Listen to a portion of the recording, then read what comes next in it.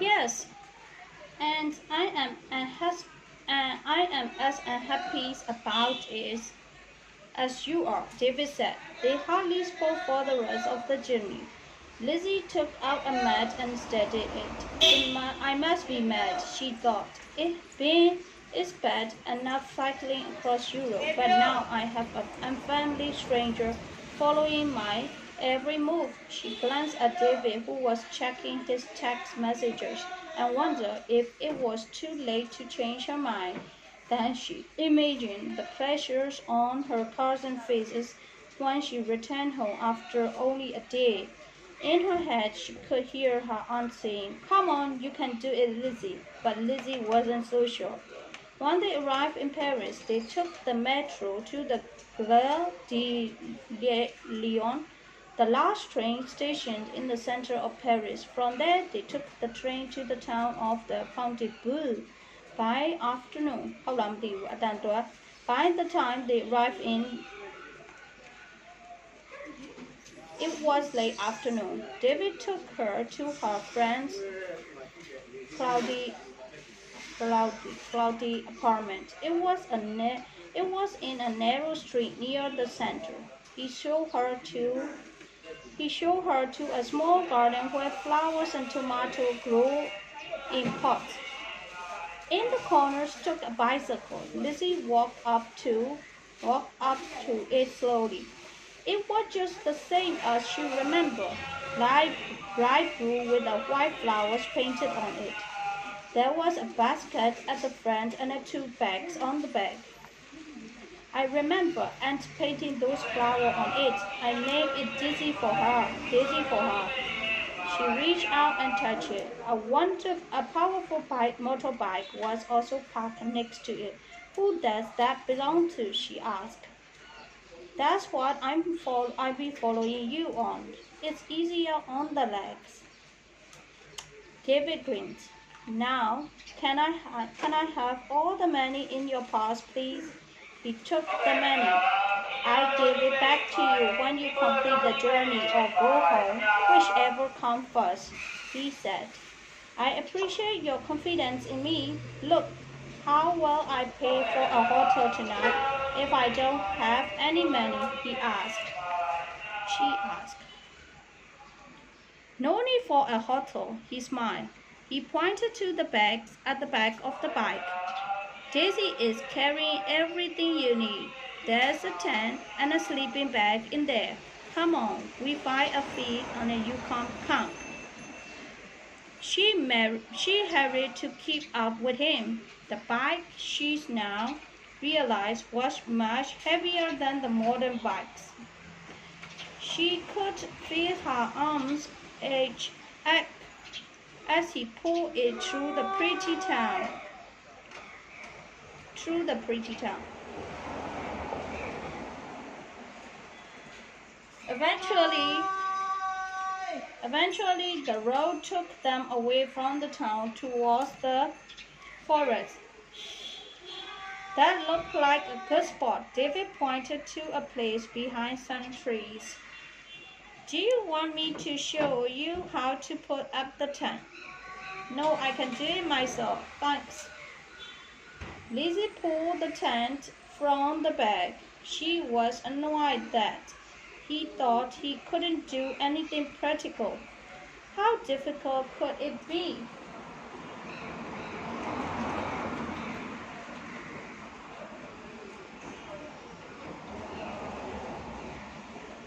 15 minutes later, she was pushing her hair from her eyes, trying to work out what to do. The tent was still not up and it started to rain again. David put down the book he was reading. Need any help? Lizzie noted her face red. Together they put up the tent up in 10 minutes. He built a fire, made Lizzie some soup. Your first me, bon appetit, appetito. He rubbed his hands and stood up. Is there enough for both of us? Lizzie asked. I'm going to a restaurant with crowd, thanks. Are you not camping too? My job is to make sure that you do the journey as Aunt wanted. It doesn't mean I have to live in a tent too. It's funny. Lizzie watched him leave and then ate the soup, watching the shadows in the forest as they got longer and darker. As soon as she finished, she hurried inside the tent and climbed inside her sleeping bag. Rain hit the outside of the tent. The winds moved through the trees, and somewhere in the forest there was the sound of a branch breaking. She held a fort in her arm in case any murderers happened to be passing. She imagined Tom in his nice warm apartment eating dinner and watching TV. She could be with him now rather than sitting alone in this horrible tent. So this is what adventure feels like, she thought, as she lay with her eyes open. Suddenly, she felt a long way from home. Whee! The one that got away. It was the noise that waked her, a strange coughing sort of noise. Lizzie opened her eyes and realized that he was still holding the fox. Pale sunlight was coming in through the tent. She got out of her sleeping bag and looked outside. The sun shone on the leaf of a large oak tree, and under the tree were three white pigs. They were small and brown. On the back of each one, a line of dark hair stuck in the air. Their shiny black eyes looked up nervously at Lizzie. "Don't be scared," she said, getting out of the tent. She wished she had a camera with her. Who said she couldn't do adventure? She had slept in a forest at night and woke up to find little pigs coming to say hello. "Here, little pigs, I won't hurt you." Somewhere in the forest something was moving towards them. The pigs looked up with interest. "Is that your brother, mother's coming to say hello?" She took a step closer, carefully not to make any sudden movements. The sound came again, louder this time. Suddenly from behind a tree appeared the largest pig Lizzie had ever seen. The pig put itself between Lizzie and the piglets. It stared at her. Lizzie took a step backward and tripping over the plate from her evening meal. The crashing upset the pig even more. It lowered his head and began breathing noisily. Lizzie got up and looked around for somewhere to run. Then the leaves under her feet were still wet from the rain, and she almost fell again. Suddenly a figure appeared from behind the trees, shouting. David ran towards the animals. The mother pig looked at him crossly and then slowly began to walk away and followed by her babies. You didn't need to rush in like that," Lizzie said embarrassed. David looked at her pale face, untidy hair, and a dirty trouser. "No, I can see you were doing just fine on your own." He bent and picked up the plates. "If you don't wash up after you eat, then don't be surprised when animals come to finish off your meals." That's easy to say when you have a meal cooked for you and have a nice warm bed. Lizzie wiped dust and leaves from her trouser. "That's true," he said calmly. "Here's some breakfast to help you start your first day." He gave her a bag with some bread, cheese, and fruits. Then he gave her a cell phone. "Here, take this," he said. "It allows you to call me and no one else each day when you find somewhere to call me, and I ride over on a motorbike and check that you are where you say you are." "So what rule do I have to follow?" Lizzie tore off a piece of bread and ate hungrily. "Most of the journey has to be on and back. That doesn't mean no buses or train. You can accept a lift if someone offers, but you can't ask for one." "What about food? How am I meant to feed myself with no money?" "Ah, yeah, I forgot to give you this." He looked inside his bag. "This is Aunt's diary from when he did this trip 20 years ago. She said it would give you ideas on where to go and how to survive. Lizzie took the letter's diary. She turned the pages and saw Aunt's neat handwriting. There was drawings too, and some old photographs and maps. It was impossible to speak as he held it in her arms. Her throat felt tight, and hot tears filled her eyes. She turned her back and walked away so that David wouldn't see. By the time she packed away the tent and washed the plates, she was already tired. The bike was heavy with the tent on the back, and she had to cycle with her bag on her back. Cars speed past. I'm doing my best, Lizzie shouted as she attempted to get used to the heavy bike. After a while, her balance improved. The first part of the journey was on the gentle forest road, taking Lizzie past sleepy villagers with little traffic. But then the road climbed up a hill. Her heart beat quickly as he cycled upwards. At the top, he stopped to take off her rain jacket and took a long drink of water. Sitting at the side of the road, she rested for a while. At last, she took out her map to see how far she had cycled. Just 6 kilometers. This is going to be a long day, Lizzie thought. Late in the afternoon, she found a spot by the river, put up the tent. It was a little easier than the night before. She lay tired and aging on her sleeping bag, listening to the peaceful sound of the water. The silence was interrupted by the sound of her stomach. There was no food left, and after all the exercise, she was hungry. What would Anne do in this situation, she wondered. She opened the diary, a page caught her eye. Many and food are all gone now. Caught a fish and put it over an open fire. Tasted wonderful. Lizzie's stomach made a noise. Catching fish? Now that was an idea. She looked around for something to use, and she remembered that Aunt was told her about a man who caught fish with his hands.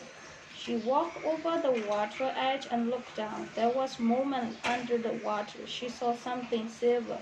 Rolling up her trouser legs, she got carefully into the river. The water wasn't deep. Watching carefully, she waited for one of the silverfish to appear and tried to catch it. But it was too quick and swam away. She walked out a little bit farther. The rocks were smooth under her feet. It would be easy to slip under the water. She bent and got ready to try it again. What are you doing? Lizzie jumped at the voice and fell. She turned angrily to see David standing looking down at her. Thanks very much. You made me fall in, Lizzie said, pointing to her wet trousers. What are you doing?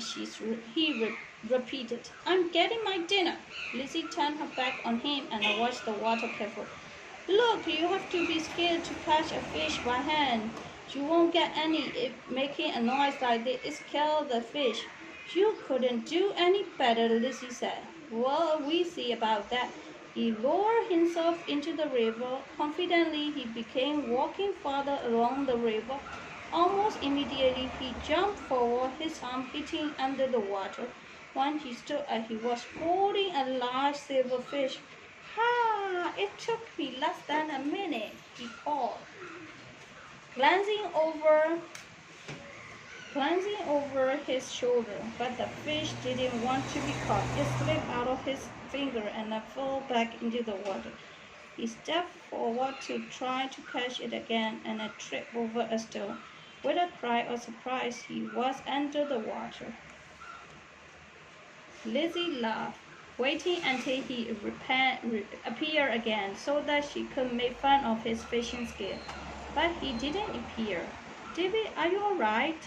Lizzie struggled to move quickly to the water, which was higher now. She could feel the pull of the current on her legs. David, she called again, panic in her voice. The wet hand landed on her shoulder. She screamed. She turned to face David, who was laughing and wiping water from the face. That was a really stupid thing to do.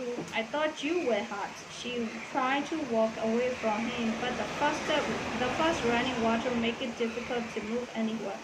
Come on, I got some food we can share. His long legs made it easy for him to catch up with her. No, thank you. I catch my own dinner, she said. Not everything had to be a competition, Lizzie, he said, pushing himself out of the water and onto the grass. He returned a moment later with a towel. Lizzie turned away as he took his shirt off and dried himself. When she glanced at him again, she saw that he had set up a picnic on a blanket on the river edge. He could see red tomatoes, bread, and fruit.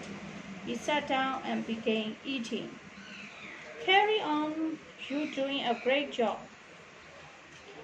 The bread is good, he said. Lizzie pushed her way farther down.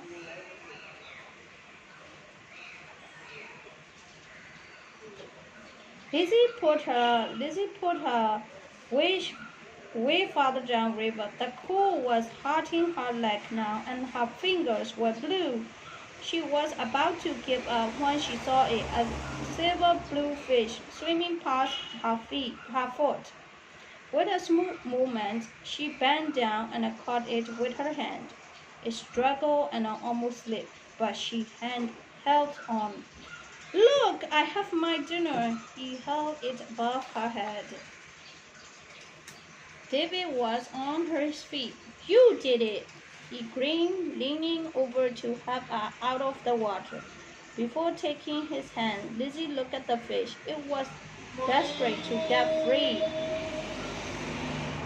She gently put it back in the water and watched it swim away. There you go. But if I catch you again, you'll be my dinner, she said, before holding out her hand to let David pull her onto the grass.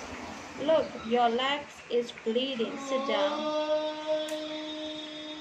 He took the towels and began to clean the cuts. His hands were surprisingly gentle against her skin. That's where you make me fall over.